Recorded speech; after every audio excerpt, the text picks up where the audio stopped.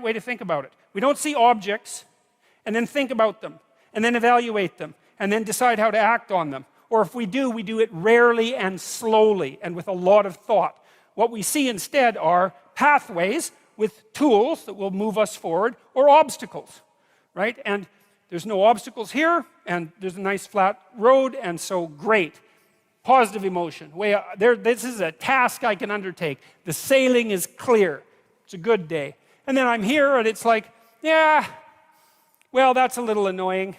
I get a little pang of disappointment, let's say, anxiety. Can I make it around that obstacle? I'm fairly confident. I've done this sort of thing before. So I can take the rough route, and I can, walk forward like this, and then I can do this great trick, which is just this, and then, I've circumvented the obstacle. Now, if I didn't know how to do the little bit of circumvention, then that would be a real problem, right? Because I couldn't get from point A to B, and that would screw up my plan. But I do have that particular skill set, so it's a minor disruption to the perceptual set that I'm using to organize the world.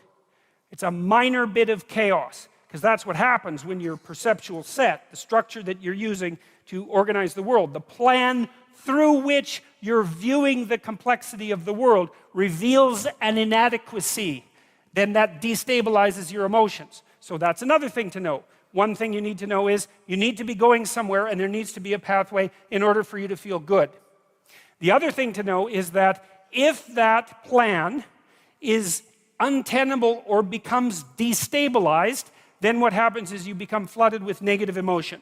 Frustration, disappointment, anger, primarily anxiety. But all of those things sort of intermingled. Anger maybe because you have to fight your way through the obstacle. Frustration because maybe you have to make a new plan. Disappointment because you put a bunch of work into the damn plan and it didn't work out. Anxiety because now there's too many choices in front of you. And so people don't like to have their plans disrupted. They don't like to have their plans disrupted. And the reason for that is that their plans are directly associated with their emotional perception of the world.